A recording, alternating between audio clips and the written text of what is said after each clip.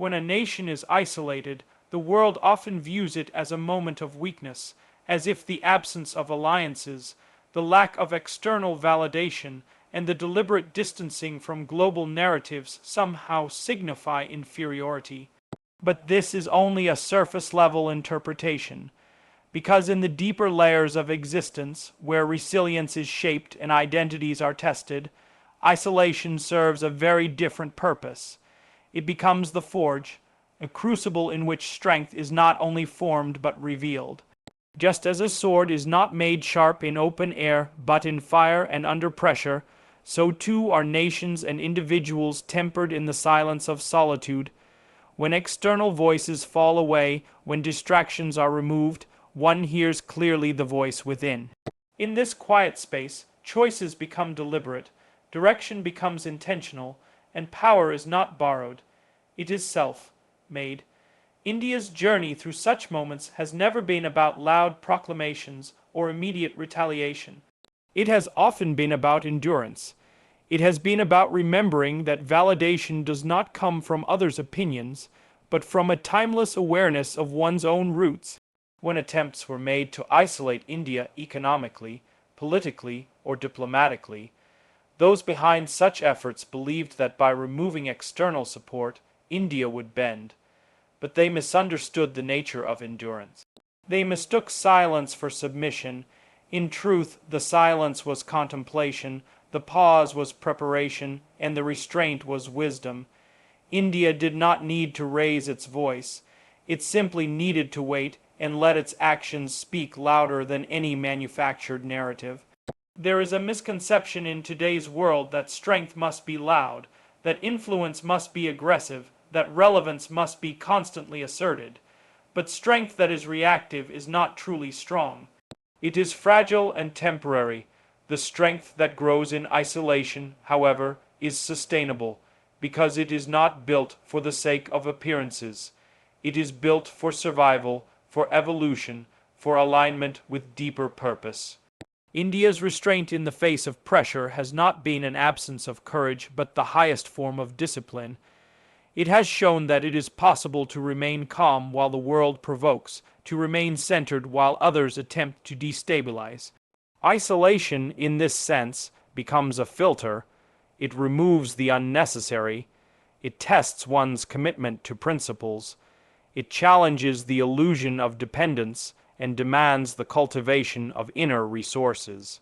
Whether for a person or a nation, this process is never comfortable. But comfort has never been the source of greatness. Greatness emerges from discomfort, from friction, from rejection. When others attempt to isolate, they unwittingly become participants in another's growth. They become the resistance that strengthens resolve. They become the storm against which one learns to stand. In India's case, being pushed away by global powers did not diminish its position. It clarified it. It made priorities sharper. It revealed who stood not only beside India in success, but also in difficulty. And more importantly, it allowed India to turn inward, to revisit its own capabilities, to lean on its own systems, its own people, and its own innovations. This recentering is often invisible at first, but in time its impact becomes undeniable, because a nation that grows from within can no longer be controlled from outside. The humiliation then did not fall on India. It returned to those who underestimated, because when their strategies failed to break, when their narratives failed to sway, and when their isolation failed to silence, what remained was the undeniable presence of a nation that refused to fade. And the world took notice, not because India shouted, but because it endured, not because it retaliated in kind, but because it responded with dignity and confidence. This is not the response of weakness. This is the response of strength born in the forge of isolation. To understand this fully, one must reflect on nature itself. The seed, before it becomes a tree, must grow alone in darkness. The mountain stands alone against the wind, and yet never bends. The river carves valleys not by force, but by persistence. These are not metaphors, they are reminders that growth and greatness often happen in silence, in solitude, in resistance. So when isolation comes, it is not always a punishment. Sometimes it is an invitation to reset, to reaffirm, to rise. India's story is not unique in the broader timeline of civilizations, but it is a powerful example for the modern world. In an age obsessed with validation, with alignment, with being on the right side of narratives, India chose instead to be on the right side of its values. That decision is not always popular.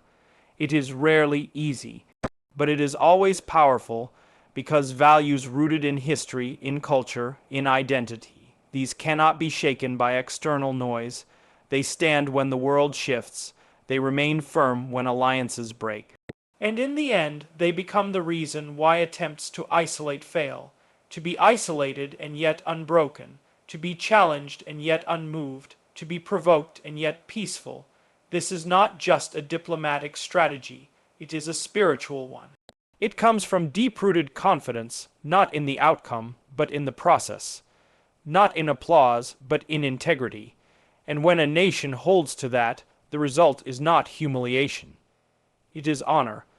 The one who attempted to isolate ends up revealing their own dependence. And the one who is isolated discovers their independence, so let the world try, let it test, let it provoke, because each time it does, it simply invites the rise of something stronger. A nation, like an individual, that learns to walk alone never walks in fear again. And that is the greatest strength isolation can ever give. When a nation remains rooted in its values, it becomes immovable, like a tree whose roots have grown deep into the earth over centuries. External forces may try to sway it, storms may come, winds may howl, and rains may fall, but the tree does not fall because it is anchored. Values are not simply beliefs held for convenience. They are the soul of a people, the thread that runs through time and ties generations together. When a country like India holds firm to these values, it sends a quiet but undeniable message to the world that its dignity is not for sale, that its direction cannot be dictated, and that its strength comes not from alliances but from alignment with its own identity.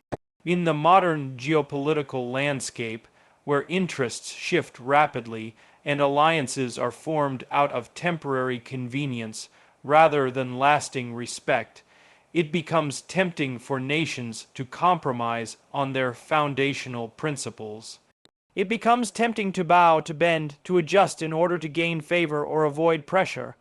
But every time a nation sacrifices its core values for external approval, it loses a part of its self-respect.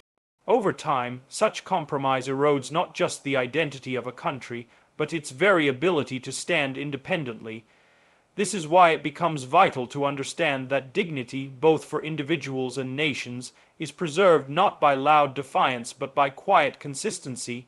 India, throughout its journey, has faced moments where bending to pressure could have been the easier route, the faster solution. But time and again, it chose to stay rooted. To be rooted does not mean to be rigid. There is a difference. Rigidity breaks under pressure, but rootedness adapts without losing essence. It absorbs shocks without collapsing. It listens, observes, and engages, but never forgets where it stands. India's global stance, particularly when confronted by attempts to isolate or undermine it, has not been one of reactive aggression. It has been one of calm confidence, of choosing long-term vision over short-term gain. This comes from an awareness of its values, values born from centuries of civilization, culture, diversity, and resilience. And when such values are not only remembered, but embodied in action, they become a shield no external criticism can pierce. When other nations attempted to dictate terms, impose alignments, or punish India for choosing its own path, they expected submission, they expected compromise, but what they encountered instead was silence, not the silence of defeat, but the silence of inner strength. They encountered decisions that were not emotionally reactive, but strategically firm. They saw a nation that listened but did not obey, that understood but did not conform. This type of presence unsettles those who are used to dominance, because they realize that control is ineffective against those who have mastered themselves.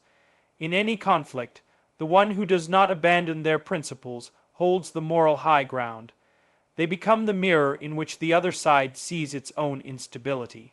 When India stayed true to its policies, to its partnerships, to its sovereign decisions, despite diplomatic pressure or media narratives, it revealed something profound, that dignity cannot be negotiated, and because of this, the attempts to humiliate or isolate did not harm India's reputation. Instead, they highlighted the desperation of those trying to coerce. The more India remained grounded, the more the contrast grew. And in that contrast, the world saw who truly stood tall. Dignity comes not from being praised, but from being authentic, and authenticity cannot be faked. It comes from living by values even when it costs you. It comes from saying no when it would be easier to say yes. It comes from remembering who you are when the world tries to tell you what you should be. India's choices in moments of global tension were not about proving superiority, they were about preserving sovereignty. Sovereignty not just of borders, but of conscience. This is a deeper kind of independence, one that is often invisible, but deeply felt. And when a nation walks this path, it not only earns respect, it commands it. There will always be voices that mock, that try to diminish, that attempt to isolate, but these voices are temporary. They pass with time, like clouds in the sky. What remains is the mountain unmoved, unbothered, unbroken. A nation that stands by its values cannot be swayed by temporary opinions. Its strength does not rise and fall with international approval. Instead, it grows stronger each time it is tested and found faithful to itself. This is why humiliation never came to India, because while others reacted from pride, India responded from principle, and pride can be wounded, but principle only becomes stronger through pressure. The world is slowly learning a new lesson, that soft power is not about weakness, but about wisdom. That quiet strength, founded on values, is more enduring than aggressive dominance, and that nations rooted in culture, in character, and in clarity cannot be moved easily.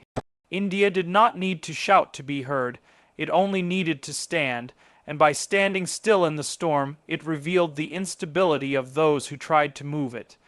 In the end, every global conflict reveals more than just political outcomes, it reveals character. And character is destiny.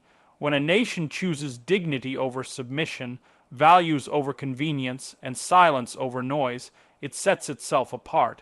It stops being merely a participant in global affairs and becomes a symbol. A symbol that tells the world it is possible to be powerful and principled, strong and still peaceful, involved yet independent.